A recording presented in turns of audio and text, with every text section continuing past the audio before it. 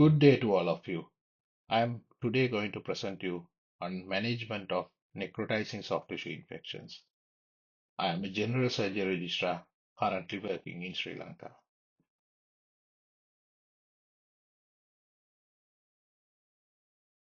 So the overview of my presentation would be I'll be discussing what is necrotizing soft tissue infections, classification, scoring systems, pathophysiology, diagnosis and management, and a little bit about the recent advances in the management of necrotizing soft tissue infections. So necrotizing soft tissue infections can be defined as life-threatening, invasive soft tissue infections with a necrotizing component involving any or all the layers of the soft tissue compartment, from the superficial dermis and subcutaneous tissue to deeper fascia and muscle. The hallmark of necrotizing soft tissue infections are they require surgical debridement and is associated with very high morbidity and mortality. Delay in presentation as well as delay in diagnosis will lead to higher mortality. Necrotizing soft tissue infections can be classified according to the anatomical location, according to the organism involved. So according to the anatomical location, when it's in the perineum, we call it Fournier's gangrene.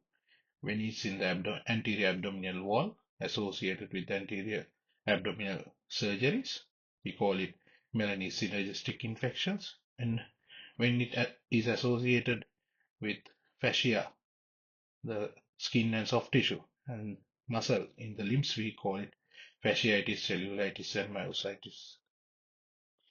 According to the organisms, there are several types. Classically, it is described into four types, where type 1 mainly occurs in immunocompromised patients, which involves mixed groups of aerobes and anaerobes, including Pseudomonas, Escherichia coli, and bacterioids. Type 2 is usually group A hemolytic streptococcus and occasionally Staphylococcus aureus. Group 3 is less common and is associated with marine organisms, and group 4 is due to fungal infections. Vulnerable groups to get necrotizing soft tissue infections includes patients with diabetes, obesity, malnourished patients, following trauma and surgery, and any form of immunocompromisation, including acquired immunodeficiency syndrome, again diabetes, chronic use of steroids and immunosuppressant drugs, such as in post-transplant patients, excessive alcohol use, chronic liver cell disease, chronic kidney disease. Multidisciplinary approach to these patients is very important. So initially in the disease process, the patients will be attended by the surgical team for early recognition and debridement. The intensive care therapist to uh, attend to these patients to improve the hemodynamics as well as for organ support. The infection disease specialist will help with antimicrobial therapy. Later on, plastics and reconstructive surgeons are required to arrange soft tissue covers, rehabilitation specialists to arrange physical therapy, nutrition physicians to improve clinical nutrition, and community workers to help with financial and social support. When you consider the pathophysiology, the mechanism of entry of bacteria into the soft tissues are by two forms. Mainly, it is by the breakdown of the skin barrier and direct inoculation. It also could be hematogenously spread in immunocompromised patients. Bacterial proliferation will lead to toxin production, local tissue damage, thrombosis of vessels, and local tissue hypoxia. The systemic manifestations of fever, hypotension, tachycardia, altered mental state, and organ dysfunction is due to these bacterial toxins. Then again, bacterial superantigens will lead to T cell and macrophage activation and cytokine release, such as interleukin 1, interleukin 1, sex, and tumor necrosis factor alpha. The diagnosis of necrotizing soft tissue infections are mainly by clinical means. Rapidly progressing soft tissue infections, out of proportion pain, edema extending beyond the line of erythema, skin bullae or necrosis, skin crepitus are some of the local features that we can find in these patients. Fever, tachycardia, hypotension, shock could be present as systemic effects. Laboratory tests are important and helpful in diagnosis of necrotizing soft tissue infections. C-reactive protein, WBC counts will give an idea about the status of infection. Then again, renal functions, liver functions, sugar levels are important in the management of these patients. Linex score is a score that is described to detect necrotizing soft tissue infections, but recent systemic review and meta-analysis show that the ability of these scores for predicting necrotizing fasciitis is suboptimal. Radiological tests can be utilized in and helpful in diagnosing necrotizing soft tissue infections. But we should understand that imaging should not delay the surgical management. X-rays will be normal initially, but later on will show increased soft tissue shadows due to subcutaneous gas. CT scans, which are helpful, will show fat stranding, fluid and gas collection spreading along tissue planes, fascial thickening, and non-enhancing fascia on contrast CT. MRIs can be helpful, and it is considered to be the imaging modality of choice, but may be difficult in the acute setting. And ultrasound scan is rapid and bedside and will demonstrate diffuse subcutaneous thickening and fluid accumulation in the subcutaneous places. The hallmark of diagnosing necrotizing soft tissue infections is by tissue diagnosis. Frozen sections of soft tissue biopsy is the gold standard, but it may be practically difficult in most of our clinical settings. Finger test can be performed where you instill local anesthesia in an area of necrosed tissue and make an incision about 2 centimeters and finger sweep that area to see the degree of necrosis. When there is absence of bleeding and presence of necrotic tissue and dishwasher fluid like discharge, it is diagnostic of necrotizing fasciitis. Tissue diagnosis include incisional biopsies, fresh frozen sections as we discussed before, and gram staining. The cornerstones of management in necrotizing soft tissue infections include early source control, early organ support, and early antimicrobials. So the timing of source control is as soon as possible and at least within 12 hours of presentation. The procedure include debridement of the necrosed area and drainage of infected fluid and removal of infected devices or foreign bodies, the correction of anatomical deformity and restoration of function may be delayed, and only infected and devitalized skin is removed, and we can perform relook surgery and remove excess damage tissue later on. Delay in debridement is a significant problem because it increases the mortality significantly. In some cases, they have shown that mortality in delayed debridement can be high as 38% when compared to 4.2% with early debridement. It leads to increased mobility, septic shock, and organ dysfunction. Reassessment of these wounds can be done within 12 to 24 hours and repeat explorations until the patient is free of necrotic tissue is important. Amputations are not performed in early stages of the disease and will be performed after reassessments. Most of these patients on presentation or later on in their disease process will go into multi-organ dysfunction syndrome. This can be identified by doing bedside assessment such as a Q4, Q-SOFA score, which you need to check the heart, the mental state, if the GCS is less than 50, tachypnea, if the respiratory rate is more than 22, or hypotension, where systolic blood pressure is less than or equal to 100 millimeters per mercury.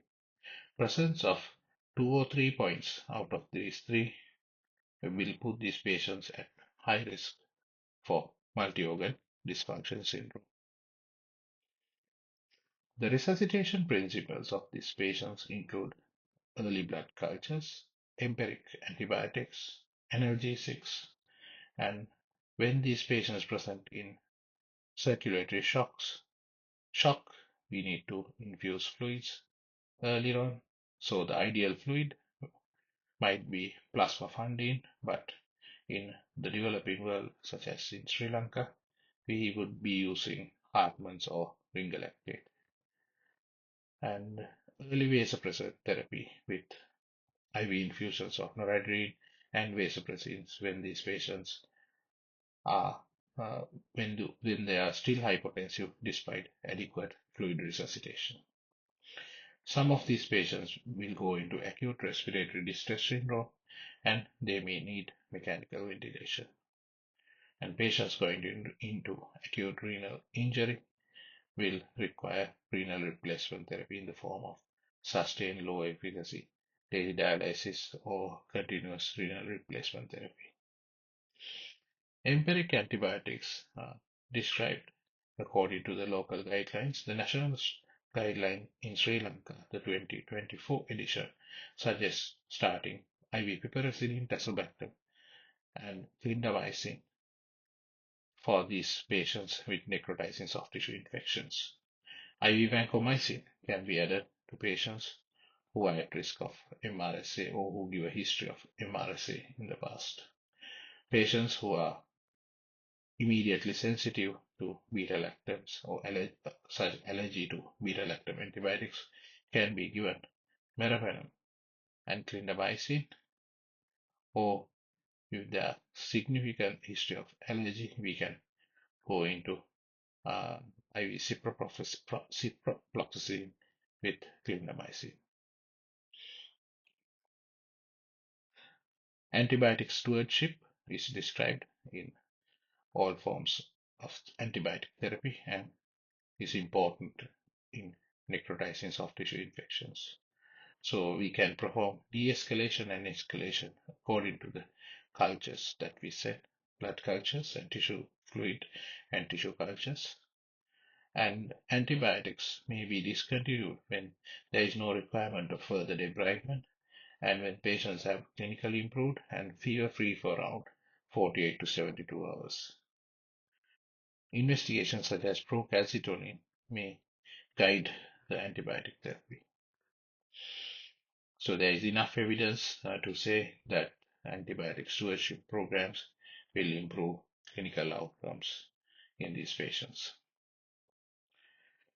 Nutritional requirement in these hypercatabolic patients need to be met for better tissue healing as well as better outcomes.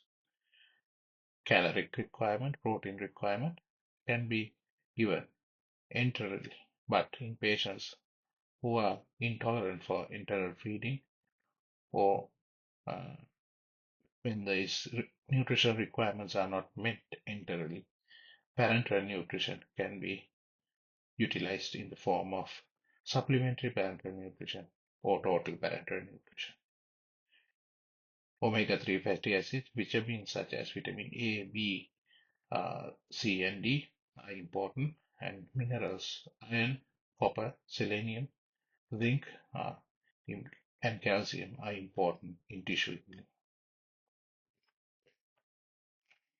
Some of the adjuncts that are utilized in the treatment of necrotizing fasciitis includes hyperbaric oxygen.